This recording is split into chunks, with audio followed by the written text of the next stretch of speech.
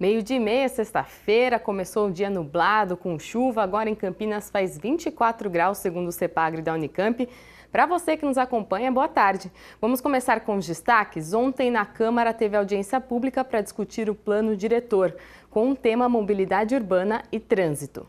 Os secretários apresentaram um plano que prioriza a descentralização dos serviços, que pretende diminuir distâncias. Para o transporte público, a proposta prevê linhas mais curtas dentro dos bairros e mais estações de alto fluxo de passageiros em avenidas principais. Isso seria um projeto para diminuir o custo do transporte coletivo de Campinas.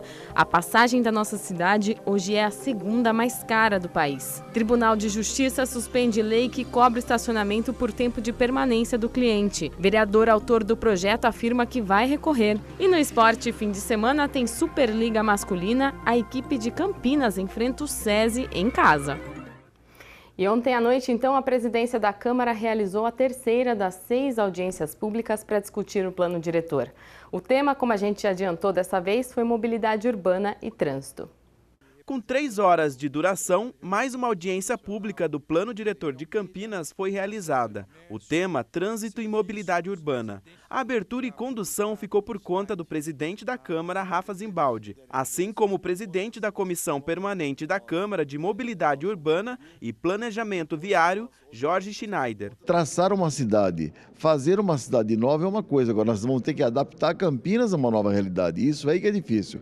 Eu quero dar loas até aos secretários e ao pessoal técnico da Prefeitura estar conseguindo desenhar uma nova Campinas. De acordo com o vereador, trânsito e mobilidade urbana é um ponto fundamental de uma cidade. Envolve saúde, a pessoa, se ela anda menos de ônibus, ela consegue trabalhar mais perto de casa, ela consegue descansar um pouco mais. Se acontece um trânsito mais regrado, o ar fica mais puro, quer dizer, tudo está ligado. A saúde, a educação, está tudo ligado com o trânsito. O secretário de Transportes, Carlos José Barreiro, e o de Planejamento e Urbanismo, Carlos Augusto Santoro, estiveram na Câmara e explicaram a proposta. Nós temos o conceito que foi explicado aqui hoje do DOTS, que é o Desenvolvimento Orientado para o Transporte Sustentável, que nada mais é do que um conceito de transformar a nossa cidade numa cidade planejada e crescendo no entorno dos eixos de transporte público. Ele veio com uma linha de raciocínio principal, entretanto não posso esquecer as demais políticas urbanas, né? Seja da mobilidade, seja da habitação, seja da segurança, seja da salubridade, da velocidade com que eu quero implantar. Então o DOT é realmente o instrumento principal. As barreiras para a implantação do programa foram lembradas. O grande desafio é fazer com que esse conjunto de ideias se transforme em realidade. Nós já temos, no âmbito da administração pública aqui de Campinas, uma série de projetos que estão em andamento com esses conceitos. Nós temos ciclovias sendo construídas, nós temos o projeto do BRT que está sendo construído, tudo isso já faz parte desse conceito. As próximas audiências do plano diretor já estão marcadas. Agora nós teremos o meio ambiente, que para nós é muito importante, é um complemento desse do plano viário. Como o vereador Jorge Schneider disse aí na reportagem, a próxima audiência para discutir a proposta do plano diretor acontece no dia 23 de novembro, quinta-feira que vem, e o tema vai ser meio ambiente, área de manejo e área de proteção ambiental. A audiência começa às 7 da noite aqui no plenário da Câmara. Você encontra mais informações de toda a discussão do plano diretor no site campinas.sp.leg.br, o site oficial aqui do Legislativo. E o Tribunal de Justiça concedeu uma liminar que cancela uma lei que entraria em vigor na próxima semana. O Tribunal de Justiça de São Paulo decidiu suspender a lei que obriga os estacionamentos a cobrarem apenas o tempo de permanência do cliente no local. A lei entraria em vigor no dia 22 de novembro, a próxima quarta-feira. A liminar acatou uma ação da Associação Brasileira de Shopping Centers. A Abrace considera a nova legislação inconstitucional, A justificativa é que transgride o direito de propriedade e os princípios da livre iniciativa. O parlamentar Zé Carlos, autor da lei, afirmou que ainda não recebeu a notificação e que assim que for notificado vai recorrer à ação junto com a Câmara Municipal. Segundo o vereador, a lei foi feita com base no Código de Defesa do Consumidor e ainda com base no artigo 50 da Constituição. A lei não prevê alteração na cobrança de estabelecimentos que cobrem por período, como é o caso dos shopping centers da região. Nós entramos em contato também com a Secretaria de Assuntos Jurídicos da Prefeitura, que afirmou que vai recorrer com base na autonomia que a cidade tem para legislar sobre essa matéria. Vamos mudar de assunto, falar de emprego. Tem 40 vagas hoje no Centro Público de Apoio ao Trabalhador, 30 só para ajudante de garçom, olha aí. Há vagas para cozinheiro de restaurante, ajudante de garçom, monitor de sistemas eletrônicos de segurança interno, motorista entregador, padeiro, confeiteiro, promotor de vendas com moto própria, técnico eletrônico em geral, técnico em nutrição e vendedor orçamentista. Para se candidatar às vagas é preciso que o candidato compareça a uma das unidades do CEPAT com RG, CPF, carteira de trabalho e o número do PIS. A unidade do centro fica na Avenida Campos Sales, número 427, e o atendimento é das 8 da manhã às 6 da tarde. No Ouro Verde, a unidade fica na Rua Armando Frederico Reganeschi, número 197, no Jardim Cristina, em frente ao Banco do Brasil.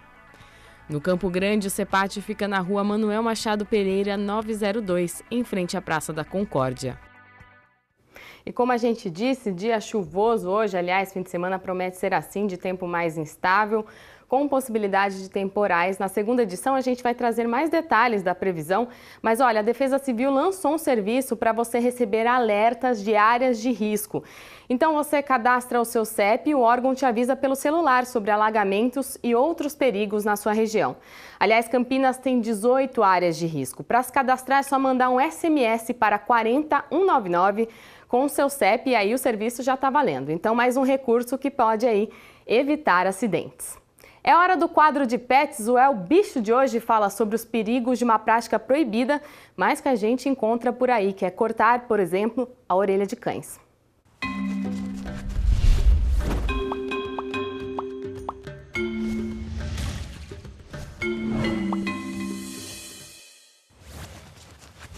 É o Bicho está no ar com um alerta. Você sabia que é proibido cortar o rabo ou as orelhas dos animais? Muita gente ainda acha que certas raças de cachorros precisam ter orelhas ou rabos cortados, mas isso não passa de um mito. E o Conselho Federal de Medicina Veterinária proíbe a prática da caudectomia ou da cordectomia para fins estéticos desde 2013. Eu conversei com uma veterinária aqui de Campinas a respeito desse tema. Confira aí no vídeo. Os cães interagem com os humanos de diversas formas, inclusive pelo balançar da cauda. O rabo abanando pode ser entendido como felicidade do animal. Se o rabo está para cima, é sinal de alerta. Se está para baixo, é sinal de medo ou dor. Por isso, promover um procedimento cirúrgico como a caudectomia, que nada mais é que cortar o rabo do cachorro, é crueldade e maus tratos, passíveis de punição, desde responder pelo crime ambiental até perder a licença de médico veterinário, se for o caso. Quando alguns leigos cortam o rabinho dos animais, dos filhotinhos, muitos filhotinhos chegam na clínica já com estado de saúde já muito debilitado e muitos filhotinhos vêm a óbito. Da mesma forma, a cordectomia, ou seja, o corte das orelhas dos animais, também é proibida. A mutilação era feita muitas vezes por agrado pessoal do proprietário, né? Que era bonito para o proprietário, não para o animal. A prática de mutilar os cães vem de muito tempo, quando os animais eram utilizados para fins de guerras e caças. Na época, acreditava-se que com os rabos ou as orelhas cortadas, o cão sofreria menos golpes dos oponentes, evitando sangramentos nas batalhas. Depois, a justificativa foi a estética dos animais. Hoje, com a proibição, até os concursos e as exibições também desclassificam animais mutilados. Fala aí, doutora. Hoje, não se entra mais em exposição se o animal tem algum tipo de mutilação. Por exemplo, os Rottweilers hoje não entra mais em pista se tiver rabo cortado. Então, e nem tem mais pedigree. A caudectomia e a cordectomia só são permitidas em caso de necessidade comprovada, como alguma doença ou acidente sofrido que cause risco para a vida do animal. Só é permitido a mutilação em caso de doença, uma neoplasia, ou se tem uma fratura, que o animal vá precisar mesmo ter a amputação. Mas a boa notícia é que, mesmo sofrendo maus tratos, esses animais podem ser recuperados por pessoas responsáveis. O Tyson é o maior exemplo. Esse pitbull foi resgatado após ter as orelhas cortadas, mas depois de ganhar carinho e amor de seu novo proprietário, ficou manso e brincalhão, como todo cão deve ser.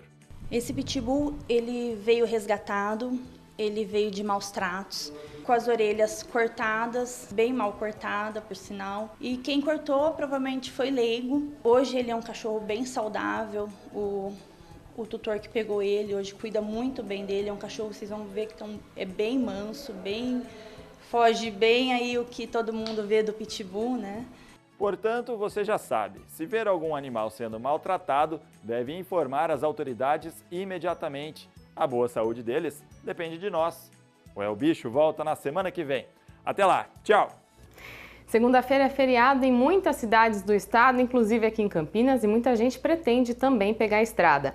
A Autoban, que administra a rodovia dos Bandeirantes em Anguera, espera registrar 660 mil veículos até segunda-feira nos trechos de entrada e saída da capital. Segundo a concessionária, até às 11h30 de hoje circularam 64 mil veículos entre a saída e a chegada à capital paulista. Agora tem tráfego congestionado na rodovia dos Bandeirantes, do quilômetro 17 ao 13, na chegada da capital, que é reflexo de um congestionamento nas marginais. A Anguera também congestionada do quilômetro 12 ao 11. A gente volta a falar de trânsito no fim dessa edição.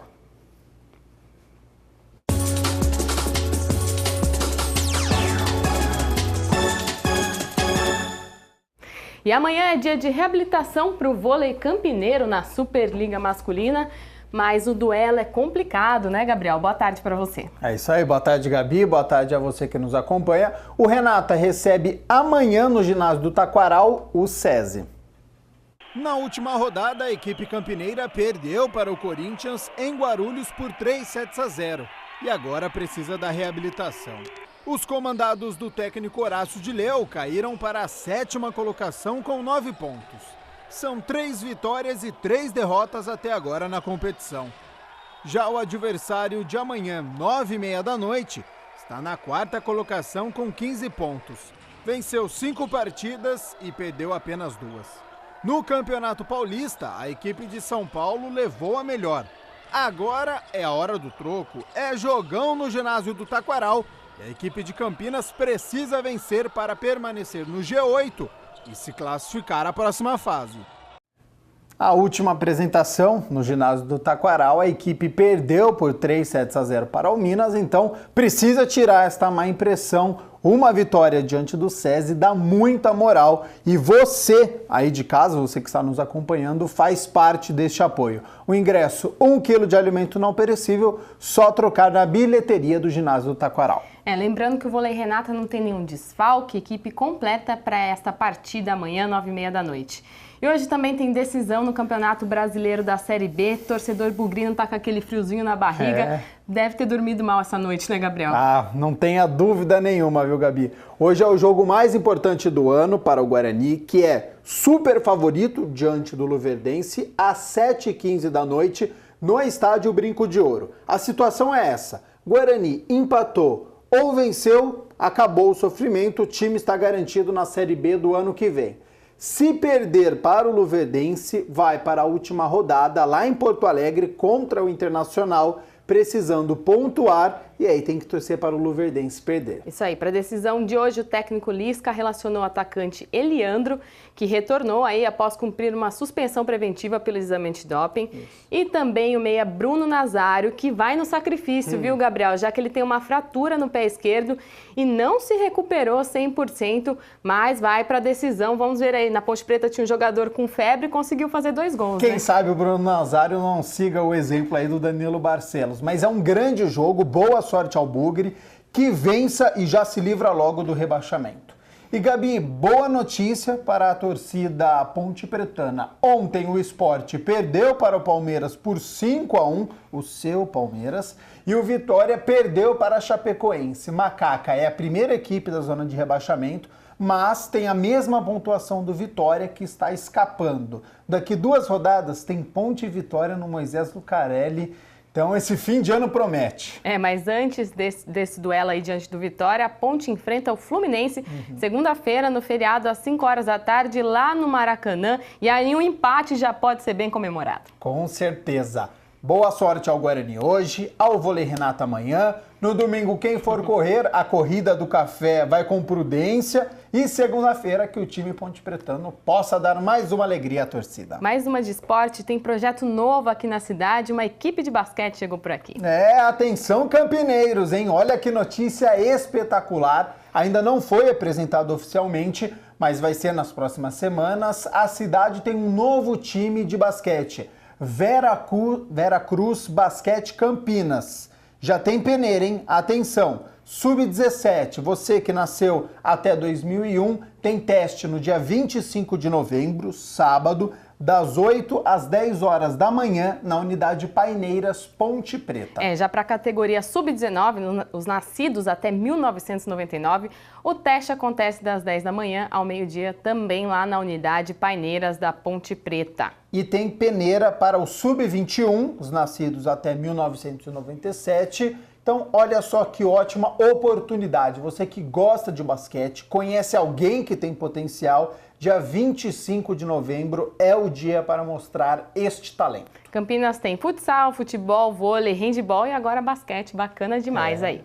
Vamos voltar a falar de trânsito, então. A gente já falou aqui de problemas de congestionamento na rodovia dos Bandeirantes e na Anhanguera, na entrada da capital, um reflexo de um congestionamento nas marginais. Agora vamos falar da situação do corredor Dom Pedro I. Vamos começar então na Dom Pedro I, administrada pela Rota das Bandeiras. A expectativa é de 520 mil veículos durante todo o feriado. Até o momento não tem registro de quantos veículos já circularam e também a concessionária afirma que até o momento não tem congestionamento. Boa notícia. Isso aí, na rodovia Santos Dumont, da meia-noite até as 8 horas da manhã de hoje, já tinham passado 120 mil veículos e segundo a AB Colinas, a concessionária, a expectativa é de 434 mil. Até agora, por lá, também não tem registro de congestionamento. Mesmo assim, quem for pegar a estrada, muita atenção, já que hoje chove, então é preciso redobrar os cuidados. Também evitem aquele horário de pico, que é das 4 da tarde até as 8 horas da noite. A gente atualiza novamente a situação do trânsito daqui a pouco na segunda edição. Boa tarde para você, a gente se vê então novamente às 5 horas. Tchau, tchau.